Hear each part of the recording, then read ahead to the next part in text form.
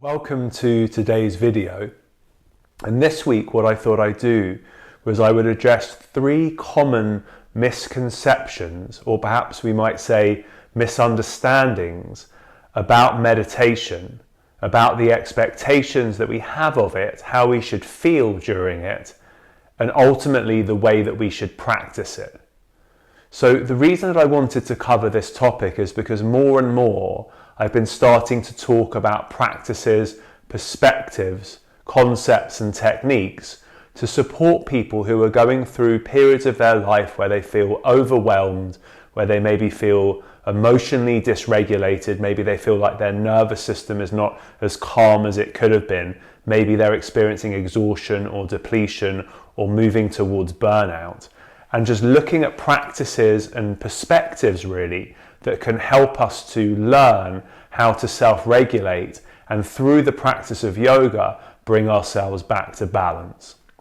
And for that reason, of course, any discussion about yoga in relation to how we transform the mind has to include a discussion or some mention of meditation.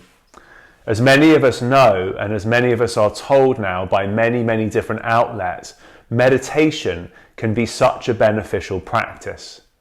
However, the difference between what we might call correct meditation and incorrect meditation is vast if we want to just move from having an experience momentarily of meditation versus actually using meditation as a lifelong practice to support us in mental transformation. And it's important to remember that if we want to somehow cultivate mental transformation, this is the thing that's going to support us to be able to step back from overwhelm, to be able to reconfigure our lives and our inner balance in order to feel more peaceful, more stable, less overwhelmed, more emotionally regulated, with a nervous system that is calm and stable and is supporting healthy interactions within our bodies, within our minds, and therefore also out in the world as well. Unfortunately, like most things yoga these days, yoga has become subject to the environment around it which it absorbs. That is to say, in the same way that we have a lot of yoga now that is very physically intense, and as a result not so necessarily rooted into traditions that are helping to create mental transformation, such as the tradition of Krishnamacharya, which many of you know I teach and share and practice myself. The same thing can be said of meditation. Nowadays there are so many different ways that we are offered to meditate. There are so many different teachers, there are so many different perspectives, there are so many different apps, that for someone who's looking for meditation as a practice to help them transform their mind, it can be really difficult for us to know where to turn, what to practice, and how to practice those things. So what I found in my own humble experience is that Patanjali, from the Yoga Sutras, the author of the Yoga Sutras, combined with the perspective of Krishnamacharya and his lineage, provides a really sensible approach to the way that we encounter meditation, the things that we expect of it, and also therefore the results that we can gain from meditation over the long term. And it's important also to remember that our own life circumstances really also dictate the way or the types of practices that are appropriate for us. And just to briefly explain, a few years ago, before I was living in London, when I was spending a fair bit of time in India and I was training to be a teacher, in between yoga teacher trainings that I was attending, I would try to absorb myself in some type of practice, find a teacher, find a place where I could spend a bit of time and do some practice. And once I spent quite a lot of time in Varanasi and Benares in India and came across a teacher who helped me to understand meditation a little bit more deeply. But without going into that, what I wanted to say was really at that time in my life, little did I know it actually, I had very little responsibility. I had very little weighing on my mind. I'd kind of dealt with quite a lot of the patterns that were causing me problems at that point in my life. Of course, as you go deeper, more and more patterns emerge. And as a result, I was in a relatively balanced and peaceful place. And therefore, as a result of that, of not having too much attachment to anything else and just really being in India and wanting to dive deep, I was able to practice and get into some really kind of peaceful and deep states of calm and stillness. But of course, fast forward a few years, now I'm living in London, I'm married, I have a 4-year-old daughter, I have responsibilities, we have bills to pay, we have busy London lives like most of us do who live in London or in big cities or generally in the world today.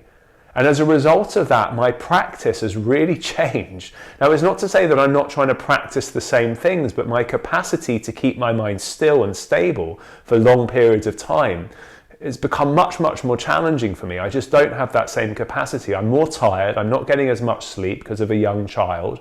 And all of these things mean that when I'm on the mat, there's just a lot more activity in my mind and a lot more stuff going on in my mind. And therefore, for me to have an expectation of getting back to, in inverted commas, where I was in India, just doesn't seem to be productive. So what I want to do now is just run through 3 tips. That's 3 tips or 3 insights to help us understand how we can relate to our meditation practice in a more meaningful and productive way. So the first tip I'd like to give is this, that when we meditate, we are not trying to get into an idealized perfect state. That is to say, meditation is often packaged these days as we close our eyes, we sit comfortably, we absorb inwards, and we float on a cloud, we transcend everything, we merge into the one, we feel peaceful, we feel blissful, we feel tingles, and that is the experience. Now, as a result of that idea maybe being propagated in different places, it means that most of us, most of the time, feel like we're failing when we're practicing. Not only do we feel like we're failing when we're practicing, but we don't really accept or understand the fact that often when we practice, we don't feel that great at all. And given that we've been sold this kind of Buddha enlightenment or deep yogic state essentially, that we should be in when we're meditating, there seems to be a lot of dissonance between the two. The reality of meditation is that whilst occasionally we may get these blissful states, perhaps, or these peaceful states, the majority of the time, given the busy lives that we lead, we're going to be finding getting on the mat to practice meditation pretty challenging, because when we become still for the first time, perhaps in a while, all the stuff that we've been suppressing starts to rise up. Our mind starts to move at pace. We maybe start to visit dark corners of the mind that we don't normally frequent. And as a result of that, it can make us feel quite uncomfortable. So the first tip is really to understand, or the first insight is that there's not meant to be a perfect state. Actually, in a lot of ways, regardless of what meditation you're practicing, the first step is actually, whilst trying to remain focused on a particular object of awareness, let's say, or an object of focus, is actually to realize that this stuff is going to come up. The mind is going to move everywhere. We're not going to feel comfortable. We're sometimes going to want to get up and walk away from the mat immediately because it just feels so difficult. And practicing gentle perseverance and resilience of just staying in the moment, letting those passing things go, and just taking a moment there and surrendering more and more to the transient nature of our minds is actually a much more productive practice than thinking we have to get into this perfected state, which we really rarely ever make, to be honest with you, in modern times. So practice becomes about something different, and it's no less powerful and no less important. The second meditation insight I'd like to give is that not all meditation needs to be seated, and this is a really important point. If we're running around at 100 miles an hour during our day, if we're tearing through meetings, tearing through our food, tearing through traffic, on the phone, talking at loud volume and so forth, and then we come home and we have the expectation that we can suddenly sit down, bolt upright in Padmasana in lotus pose and get into a deep state of meditation, we're really tricking ourselves there, and we're really not being honest with ourselves. The reality is that to have calm and balanced meditation experiences, we need to actually start to create more calm and balance in the rest of our lives. Otherwise, all of those patterns just become too dominant in our meditation life, you might say, or in our seated practice life. Therefore, for this reason, we may find it more beneficial to actually start our meditation practice standing with a little bit of movement. For example, raising the arms on inhale, lowering the arms on exhale, raising the arms on inhale and exhaling and doing a forward fold, maybe breathing in a forward bend for a while, maybe doing a twist, some gentle movement, then lying down on our back, knees bent, feet on the floor, one hand on the chest, one hand on the belly. Take some long, slow breaths, maybe do some humming, maybe make some ah sounds to release energy, and then maybe having done that for a few minutes, we may find actually that that's been really good for us and we don't necessarily need to do much more. Or we may find actually then we can move into a seated position and have much more chance of being able to stay more comfortably without all the pain that we normally experience and having got rid of some of that frenetic energy that we may have arrived through the door with after a long day. So just trying to actually conceive meditation more broadly to encompass movement and breath and sound can be really, really helpful in terms of us then coming to a seated position and finding a depth of practice that we may not have found if we just got in fresh and sat down coming in from a busy day. The third and final meditation insight that I'd like to give today, I think is particularly relevant for today's world. We are offered so many different meditation apps, millions and millions of different meditations, thousands and thousands of different meditation teachers, everyone offering slightly different. But what we've become hooked into in this world is variety. And the same thing is happening in meditation. But here's the thing, variety in meditation is not going to help us to develop the skills necessary to go deeper in meditation. The truth is that repetition over a long period of time will allow us to gain the ground internally to have deeper and deeper experiences in terms of focusing our mind more fully and absorbing or becoming mindfully aware of whatever we are doing in our practice. If every day we choose a different practice and every day we're doing something different, we never actually deepen any of our meditation skills. We simply just consume lots of different experiences. And that is why in this tradition, typically in many traditions actually, you are given one practice and that practice lasts for months and months and months. And it's only once you come back to that practice time and time again, day after day, that you really begin to understand the nature of what's going on.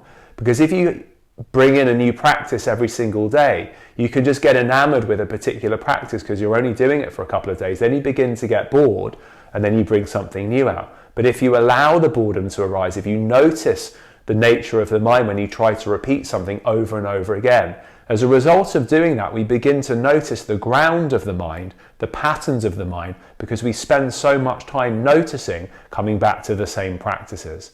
So one of the best things that we can do is to get rid of the variety and choose a long-term practice pathway which will guide us to more stability and stillness in our practice. So as always, I hope that you found this video useful, and particularly in this modern age for people who are feeling overwhelmed, emotionally dysregulated, like your nervous systems are always kind of jacked up to the max. Working on finding a long-term practice and sticking with that over the long term, not judging it and just going with it without expectation, can be a really, really balancing and valuable thing for bringing ourselves back into regulation.